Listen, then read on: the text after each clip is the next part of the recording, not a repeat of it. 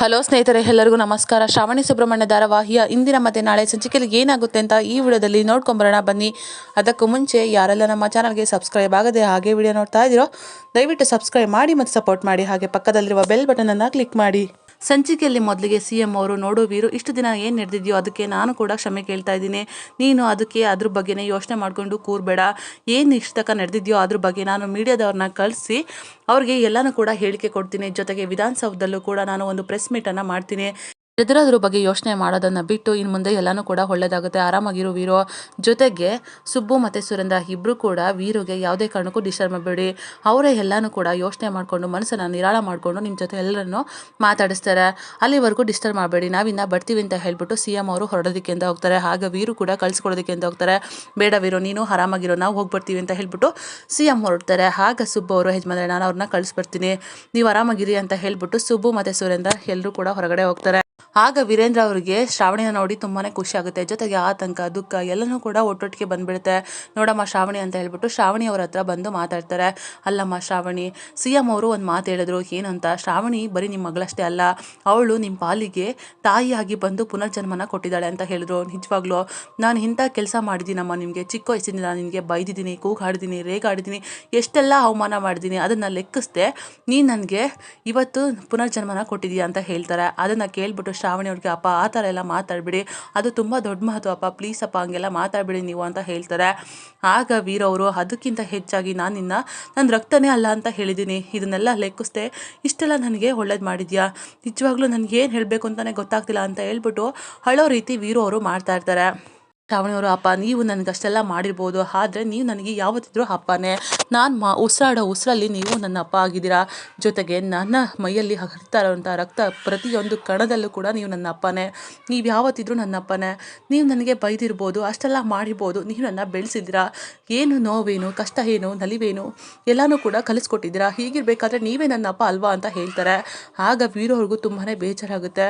ನಂದು ಏನೇ ಇದ್ರೂ ಕ್ಷಮಿಸ್ಬೇಡಮ್ಮ, ನನಗೇನು ಹೇಳಬೇಕು ಅಂತ ಗೊತ್ತಾಗ್ತಿಲ್ಲ ಅಂತ ಹೇಳ್ಬಿಟ್ಟು ಶ್ರಾವಣಿನ ತಪ್ಕೊಂಬಿಟ್ಟು ಅಳ್ತಾರೆ. ಆಗ ಶ್ರಾವಣಿ ಅವರು ಕೂಡ ಅಳ್ತಾರೆ. ಈ ಕಡೆ ಕಾಂತಮ್ಮ ಮತ್ತು ಇಂದ್ರಮ್ಮ ಇಬ್ಬರು ಕೂಡ ಜೋರಾಗಿ ಜಗಳ ಆಡ್ತಾ ಇರ್ತಾರೆ. ಏನೇ ನನಗೆ ಅಂತೀಯ ನೀನು?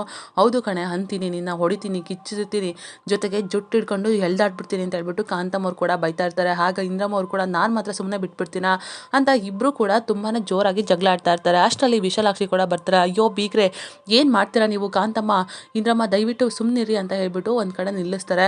ಅಲ್ಲ, ನೀವು ಸುಮ್ಮನೆ ಇದ್ರೆ ಸುರಂಗ ಬಂದ್ಬಿಡುತ್ತೆ, ಅಂಥದ್ರಲ್ಲಿ ಈ ರೀತಿ ಜಗಳಕ್ಕೆ ಇದ್ಬಿಟ್ರೆ ಪ್ರವಾಹನೇ ಆಗ್ಬಿಡುತ್ತೆ, ಅಷ್ಟೇ, ಸುಮ್ಮನಿರಿ ಅಂತ ಹೇಳ್ಬಿಟ್ಟು ಜಗಳ ಬಿಡಿಸ್ಬಿಡ್ತಾರೆ. ಕಾಂತಮ್ಮ ಮತ್ತು ಇಂದ್ರಮ್ಮ ಮತ್ತೆ ಜಗಳನ್ನ ಶುರು ಮಾಡ್ಕೊಂಡ್ಬಿಡ್ತಾರೆ. ಅಯ್ಯೋ, ಎಷ್ಟು ಹೇಳಿದ್ರು ಕೇಳಲ್ವಲ್ಲ ನೀವು, ಏನಾದರೂ ಮಾಡ್ಕೊಂಡು ಸಾಯಿರಿ, ನಾನು ಬಿಡ್ಸಕ್ಕೆ ಹೋದರೆ ನನ್ನೇ ನೀವು ಹೊಡೆದಾಕ್ಬಿಡ್ತೀರಾ ಅಷ್ಟೇ ಅಂತ ಹೇಳ್ಬಿಟ್ಟು ವಿಶಾಲಾಕ್ಷಿ ಅವರು ಅಲ್ಲಿಂದ ಹೋಗ್ತಾರೆ.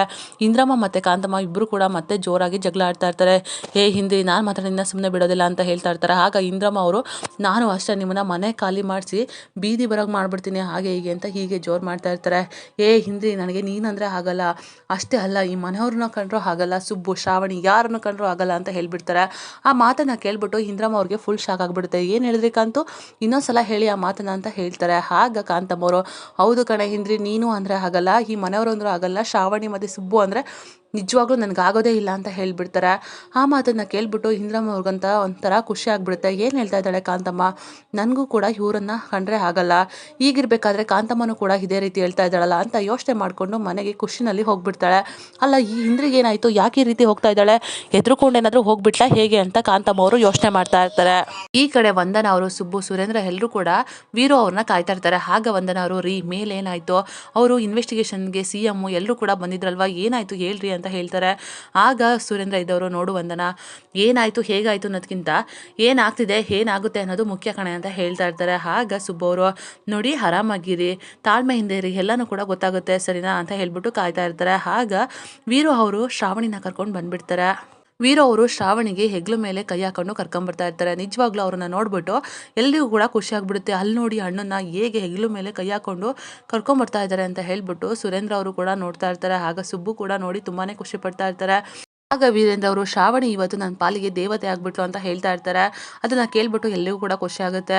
ಜೊತೆಗೆ ನಾನು ಶ್ರಾವಣಿಗೆ ತುಂಬಾ ಥ್ಯಾಂಕ್ಸ್ ಹೇಳಬೇಕು, ಅದನ್ನು ಎಲ್ಲರೂ ಸಮ್ಮುಖದಲ್ಲಿ ಹೇಳಬೇಕು ಅಂತ ನಾನು ಕರ್ಕೊಂಡು ಬಂದೆ ಅಂತ ಹೇಳ್ತಾ ಇರ್ತಾರೆ. ಅಷ್ಟರಲ್ಲಿ ವಿಜಯಾಂಬಿಕಾ, ಮದನ್ ಮತ್ತು ಸಾವಿತ್ರಿ ಕೂಡ ರೂಮಿಂದ ಬರ್ತಾರೆ. ವೀರು, ಏನಾಯಿತು ರೂಮಲ್ಲಿ ಇದ್ದೆ, CM ಅವರೆಲ್ಲರೂ ಬಂದಿದ್ರಂತ, ಏನಾಯ್ತು ಹೇಳು ವೀರು ಅಂತ ಹೇಳ್ತಾರೆ. ಆಗ ವೀರೇಂದ್ರ ಅವರು, ನೋಡಕ್ಕ ನೀನೇನು ಟೆನ್ಷನ್ ಮಾಡ್ಕೋಬೇಡ, ಎಲ್ಲನೂ ಕೂಡ ಒಳ್ಳೇದಾಯ್ತು, ಸಂತೋಷ ಪಡೋ ರೀತಿನೇ ಆಯ್ತು ಅಂತ ಹೇಳ್ತಾ ಇರ್ತಾರೆ. ಏನು ಹೇಳ್ತಿದ್ಯಾ ವೀರು? ಹೌದಕ್ಕ, ಎಲ್ಲನೂ ಕೂಡ ಒಳ್ಳೇದೇ ಆಗಿದೆ. ನೋಡಮ್ಮ ವಂದನಾ, ಇವತ್ತು ಸಿಹಿ ಅಡುಗೆನ ಮಾಡಬೇಕು ಅಂತ ಹೇಳ್ತಾ ಇರ್ತಾರೆ. ಆಗ ಸುಬ್ಬು ಅವರು, ಅಲ್ಲ ಯಜಮಾನ್ರೆ ಮರ್ತ್ಬಿಟ್ರೆ ಏನು, ಇವತ್ತು ನೀವು ಡಯಟಿಷಿಯನ್ನ ಕೇಳಿ ಊಟ ಮಾಡಬೇಕಲ್ವಾ ಅಂತ ಹೇಳ್ತಾರೆ. ಅಯ್ಯೋ, ಅವ್ರ ಒಪ್ಪಿಗೆ ಕೇಳಿದ್ರೆ ಆಯಿತು ಅಂತ ಹೇಳ್ಬಿಟ್ಟು ಸುರೇಂದ್ರ ಅವರು ಕೂಡ ಹೇಳ್ತಾ ಇರ್ತಾರೆ. ಅದನ್ನು ಕೇಳಿ ಎಲ್ರಿಗೂ ಕೂಡ ಖುಷಿ ಆಗ್ತಾ ಇರುತ್ತೆ. ಆಗ ವೀರೇಂದ್ರ ಅವರು, ನೋಡಕ್ಕ ಇವತ್ತು ನನ್ನ ಪಾಲಿಗೆ ಶ್ರಾವಣಿನೇ ದೇವತೆ ಅಂತ ಹೇಳ್ತಾ ಇರ್ತಾರೆ. ಏನಿದು ಆಶ್ಚರ್ಯ, ಏನೂ ಗೊತ್ತಾಗ್ತಿಲ್ವಲ್ಲ ಅಂತ ಹೇಳ್ಬಿಟ್ಟು ವಿಜಾಂಬಿಕಾ ಅವರು ಕೂಡ ಯೋಚನೆ ಮಾಡ್ತಾ ಇರ್ತಾರೆ. ಆಗ ಸುಬ್ಬು ಅವರು, ಅಲ್ಲ ಯಜಮಾನ್ರೆ, ಸಿಹಿ ಊಟ ಮಾಡಬೇಕು ಅಂತಂದರೆ ಸತ್ಯ ಇರಬೇಕು, ಸತ್ಯದ ಬಗ್ಗೆ ತಿಳ್ಕೊಬಿಟ್ರೆ ನಾವು ಅದರಿಂದ ಕಹಿ ಇರುತ್ತೆ, ನಾವು ಸಿಹಿನ ಹೇಗೆ ಊಟ ಮಾಡೋದಕ್ಕಾಗುತ್ತೆ ಅಂತ ಹೇಳ್ಬಿಡ್ತಾರೆ. ಆ ಮಾತನ್ನು ಕೇಳಿ ಎಲ್ರಿಗೂ ಆಶ್ಚರ್ಯ ಆಗುತ್ತೆ. ಸುಬ್ಬು ಮತ್ತು ಶ್ರಾವಣಿ ಏನು ಹೇಳ್ತಾ ಇದ್ದಾರೆ, ಒಂದು ಅರ್ಥ ಆಗ್ತಿಲ್ವಲ್ಲ ಅಂತ ಹೇಳ್ತಾರೆ. ಆಗ ಶ್ರಾವಣಿ ಅವರು, ಹೌದಪ್ಪ, ಇಷ್ಟು ದಿನ ಇಷ್ಟೆಲ್ಲ ನಡೆದಿದೆ ಅಂದರೆ, ಈಗೆಲ್ಲ ಆಗ್ತಾ ಇದೆ ಅಂತಂದರೆ ಇದರಿಂದ ಒಂದು ಸತ್ಯ ಇರುತ್ತೆ, ಸತ್ಯದಿಂದ ಕಹಿ ಸತ್ಯ ಇರುತ್ತೆ, ಕಹಿ ಸತ್ಯ ಇರಬೇಕಾದ್ರೆ ನಾವು ಸಿಹಿನ ಹೇಗೆ ಉಣ್ಣಕ್ಕಾಗುತ್ತೆ ಹೇಳಪ್ಪ ಅಂತ ಹೇಳ್ತಾರೆ. ಏನು ಹೇಳ್ತಿದ್ಯಮ್ಮ ಶ್ರಾವಣಿ, ಕರೆಕ್ಟಾಗಿ ಹೇಳು ಅಂತ ಹೇಳ್ತಾರೆ. ಆಗ ಶ್ರಾವಣಿ ಅವರು, ಹೌದಪ್ಪ, ಇಷ್ಟೆಲ್ಲ ನಡೆದಿರಬೇಕಾದ್ರೆ, ಇಷ್ಟೆಲ್ಲ ನಿಮಗೆ ಅನ್ಯಾಯ ಮಾಡಿದ್ದಾರೆ, ಇಷ್ಟೆಲ್ಲ ಮೋಸ ಮಾಡಿದ್ದಾರೆ ಅಂದರೆ ಅದೆಲ್ಲ ಯಾರು ಮಾಡಿರೋದು ಏನು ಅಂತ ಗೊತ್ತಾಗಬೇಕಲ್ವಾ ಅಪ್ಪ ಅಂತ ಹೇಳ್ತಾ ಇರ್ತಾರೆ. ಆಗ ಸುರೇಂದ್ರ ಅವರು, ಹೌದಮ್ಮ ಶ್ರಾವಣಿ, ಯಾರು ಅಂತ ಗೊತ್ತಾಗಬೇಕು, ಹೇಳು ಪುಟ ಅಂತ ಕೇಳ್ತಾ ಇರ್ತಾರೆ. ಆಗ ಸುಬ್ಬು ಅವರು, ಹೌದು ಮೇಡಮ್ ಹೇಳಿ, ಈ ದೇವರಂತ ಯಜಮಾನರಿಗೆ ಯಾರು ಈ ಥರ ಅನ್ಯಾಯ ಮಾಡಿದ್ದಾರೆ ಅಂತ ಎಲ್ರಿಗೂ ಗೊತ್ತಾಗಬೇಕು ಹೇಳಿ ಅಂತ ಹೇಳ್ತಾ ಇರ್ತಾರೆ. ಆಗ ನಂದಿನಿ ಅವರು ಕೂಡ, ಹೌದು ಹೇಳಿ, ಯಾರು ಈ ಥರ ಮಾಡಿದ್ದಾರೆ ಅಂತ ನೀವು ಹೇಳಲೇಬೇಕು, ಯಾಕೆ ಅಂತಂದರೆ ನಾನು ಈ ಮನೆಗೆ ಇತ್ತೀಚೆಗೆ ಬಂದಿರ್ಬೋದು, ಆದರೆ ಮಿನಿಸ್ಟ್ರ್ ಸಾಹೇಬ್ರನ್ನ ನಾನು ತುಂಬ ದಿನದಿಂದ ನೋಡ್ಕೊಂಬಂದಿದ್ದೀನಿ, ಅವ್ರ ಅಭಿಮಾನಿ ಕೂಡ, ಅವರು ನನಗೆ ದೇವರು ಅಂತ ಹೇಳೋದ್ರಲ್ಲಿ ತಪ್ಪೇನಿಲ್ಲ, ಅವ್ರಿಗೆ ಈ ಥರ ಎಲ್ಲ ಮಾಡಿದ್ದಾರೆ ಅಂತಂದರೆ ಅವ್ರು ಯಾರು ಅಂತ ಗೊತ್ತಾಗಲೇಬೇಕು ಹೇಳಿ ಅಂತ ಹೇಳ್ತಾರೆ. ಆಗ ಶ್ರಾವಣಿಯವರು ನಂದಿನಿ ಅವ್ರ ಕಣ್ಣುಗಳನ್ನೇ ಗಮನಿಸ್ತಾ ತನ್ನ ತಾಯಿಯೇ ಇರ್ಬೋದು ಅಂತ ನೋಡ್ತಾ ಇರ್ತಾರೆ. ಆಗ ನಂದಿನಿ ಅವರು ಕೂಡ ಶ್ರಾವಣಿಯವ್ರನ್ನೇ ಗಮನಿಸ್ತಾ ಇರ್ತಾರೆ. ಇಬ್ಬರು ಕೂಡ ಒಬ್ರಿಗೊಬ್ರು ನೋಡ್ಕೊಂಡು ನಿಂತ್ಬಿಡ್ತಾರೆ. ಆಗ ಸುಬ್ಬವರು, ಮೇಡಮ್ ಯಾರು ಅಂತ ಹೇಳಿ, ಯಜಮಾನ್ರು ದೇವ್ರಂಥವ್ರು, ಅಂಥವ್ರ ಮೇಲೆ ಆರೋಪ ಮಾಡಿದ್ದಾರೆ ಅಂತ ಅಂದರೆ ಅವ್ರು ಯಾರು ಅಂತ ಗೊತ್ತಾಗಬೇಕು, ಅವ್ರಿಗೆ ಸರಿಯಾದ ಶಿಕ್ಷೆನೇ ಆಗಬೇಕು ಹೇಳಿ ಮೇಡಮ್ ಅಂತ ಹೇಳ್ತಾರೆ. ಆಗ ಶ್ರಾವಣಿಯವರು, ನಿಜ ಅವ್ರು ಯಾರು ಅಂತ ಗೊತ್ತಾಗಲೇಬೇಕು, ಅವರಿಂದ ಇಷ್ಟೆಲ್ಲ ಆಗಿದೆ, ಇಷ್ಟೆಲ್ಲ ಅನ್ಯಾಯ ಆಗಿದೆ ಅಂತಂದರೆ ಅವ್ರು ಯಾರು ಅಂತ ತಿಳ್ಕೊಳ್ಬೇಕು ಅಂತ ಎಲ್ರಿಗೂ ಆಸೆ ಇರುತ್ತೆ. ಅವ್ರು ಯಾರು ಗೊತ್ತಾ ಅಪ್ಪ, ನೀವು ಇಷ್ಟು ದಿನ ದೇವತೆ ಅಂತ ಪೂಜೆ ಮಾಡ್ಕೊಂಬಂದಿರೋ ನಿಮ್ಮ ಅಕ್ಕ ವಿಜಯಾಂಬಿಕಾ ಅಂತ ಹೇಳ್ಬಿಡ್ತಾರೆ. ಆ ಮಾತನ್ನು ಕೇಳ್ಬಿಟ್ಟು ಎಲ್ರಿಗೂ ಕೂಡ ಶಾಕ್ ಆಗುತ್ತೆ. ಆಗ ವೀರು ಅವರು, ಶ್ರಾವಣಿ ಏನು ಮಾತಾಡ್ತಿದ್ಯಾ, ಯಾರ ಬಗ್ಗೆ ಮಾತಾಡ್ತಿದ್ಯಾ, ನಿನಗೆ ಸ್ವಲ್ಪನಾದ್ರು ಗೊತ್ತಿದೆಯಾ ಅಂತ ಹೇಳ್ತಾರೆ.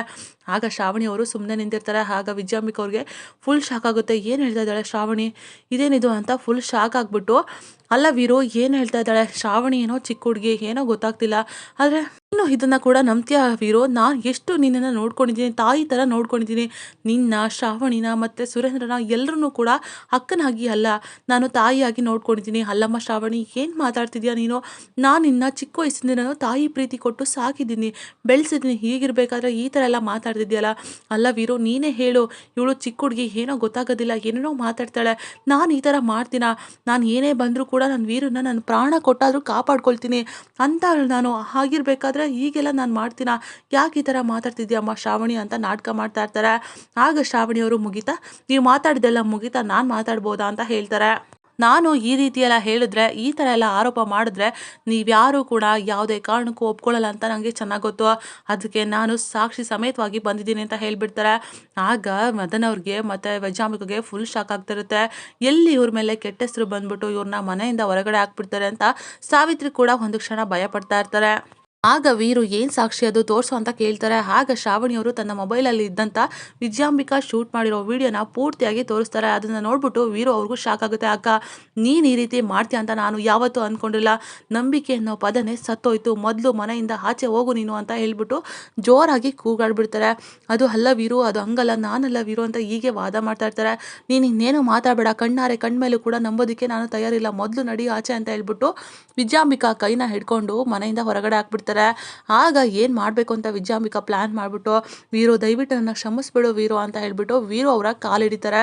ವೀರು, ನಾನು ಮಾಡಿದ್ದಲ್ಲ ವೀರು, ಇದನ್ನೆಲ್ಲ MP ಅವರು ನನ್ನ ಕೈಯಿಂದ ಮಾಡಿಸಿದ್ದು, ದಯವಿಟ್ಟು ನನ್ನ ಕ್ಷಮಿಸ್ಬಿಡು ವೀರು ಅಂತ ಹೇಳ್ಬಿಟ್ಟು ಕಾಲು ಹಿಡ್ಕೊಂಡು ಬೇಡ್ಕೊಳ್ತಾರೆ. ಆಗ ವಿಜಯಾಂಬಿಕಾ ಮುಖನ ನೋಡೋಕೆ ಇಷ್ಟ ಇಲ್ಲದೆ ಅಲ್ಲಿಂದ ಹೋಗ್ತಾರೆ. ವಿಜಯಾಂಬಿಕಾ ಮತ್ತು ಮದನ್ ಅವರು ರೂಮ್ಗೆ ಬರ್ತಾರೆ. ಹೋಯ್ತು, ಎಲ್ಲನೂ ಕೂಡ ಹಾಳಾಗೋಯ್ತು, ನಾನು ಮುಳುಗೋಗ್ಬಿಟ್ಟೆ ಅಂತ ಟೆನ್ಷನ್ ಆಗಿ ಕೂಗಾಡ್ತಿರ್ತಾರೆ. ಅಷ್ಟರಲ್ಲಿ ಶ್ರಾವಣಿ ಮತ್ತು ಸುಬ್ಬು ಇಬ್ಬರು ಕೂಡ ರೂಮ್ ಕಡೆ ಬಂದುಬಿಡ್ತಾರೆ. ಏನು ವಿಜಯಾಂಬಿಕಾ, ಕೈ ಕಾಲೆಲ್ಲ ನಡುಗ್ತಾ ಇದೆಯಾ, ಏನು ವಿಷಯ ಅಂತ ಹೇಳ್ತಾರೆ.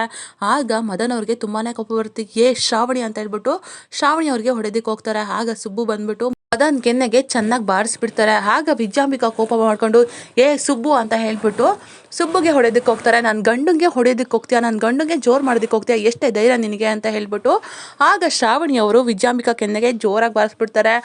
ಆಗ ವಿಜಯಾಂಬಿಕಾ ಮತ್ತು ಮದನ್ ಅವರು ಒಂದು ಕ್ಷಣ ಫುಲ್ ಶಾಕ್ ಆಗಿ ಗಡಗಡ ನಡುಗ್ಬಿಡ್ತಾರೆ. ಆಗ ಶ್ರಾವಣಿ ಅವರು ಇಷ್ಟೆಲ್ಲ ಮಾಡಿಬಿಟ್ಟು ಕೊಬ್ಬು ಮಾಡ್ತೀಯ ನೀನು ಅಂತ ಹೇಳ್ಬಿಟ್ಟು ಮತ್ತೆ ವಿಜಯಾಂಬಿಕಾ ಕನ್ನೆಗೆ ಬಾರಿಸ್ಬಿಡ್ತಾರೆ. ಇದಾಗಿತ್ತು ಈ ಸಂಚಿಕೆ. ನಮ್ಮ ವಿಡಿಯೋ ನಿಮಗೆ ಇಷ್ಟ ಆಗಿದ್ದಲ್ಲಿ ಒಂದು ಲೈಕ್ ಮಾಡಿ. ಮುಂದಿನ ವಿಡಿಯೋಗಳಿಗಾಗಿ ನಮ್ಮ ಚಾನಲನ್ನು ಸಬ್ಸ್ಕ್ರೈಬ್ ಮಾಡಿ ಮತ್ತು ಸಪೋರ್ಟ್ ಮಾಡಿ. Thank you.